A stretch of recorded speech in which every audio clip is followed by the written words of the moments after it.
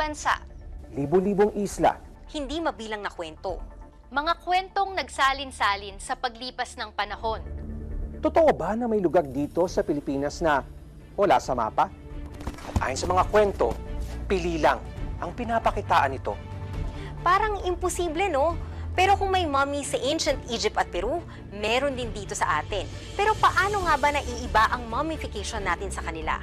At ang labi ng pinakamatandang sinaunang tao dito sa Pilipinas, paano nga ba siya nakarating dito? Mga ilaw na hindi maipaliwanag. Yung mga saksi, iba-iba yung kwento. UFO nga ba to? Sa bawat kwento, May tanong na nananatili. Saan nagtatagpo ang misteryo At katotohanan, ito ang Philippines Strangest Mysteries.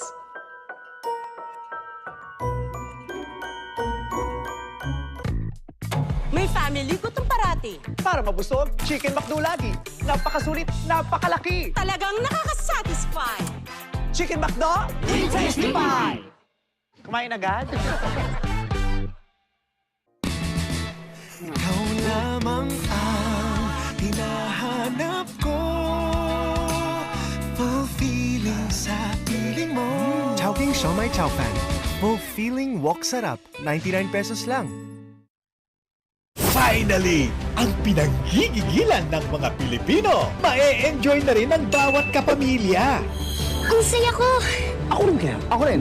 Tuloy ang matitindig revelasyon sa action-packed love story. I found them. Tutukan ang A Secret in Prague. Tuloy-tuloy din ang kwento ng pag-asa. Mga misyon na magbibigay inspirasyon. Walang iwanang Subaybayan ang My Best Friend Eman. Mas marami pang Pilipino ang makakapanood ng dekalidad at pang world-class na teleserye. sasamahan ko kayo. Sa mas pinalaki at mas pinalawak na sanib puwersa. Hindi lang sa Pilipinas, kundi sa buong mundo. Sabay-sabay nating abangan sa ating mga tahanan ng A Secret in Prague at My Best Friend Eman. Malapit nang mapanood sa All TV2.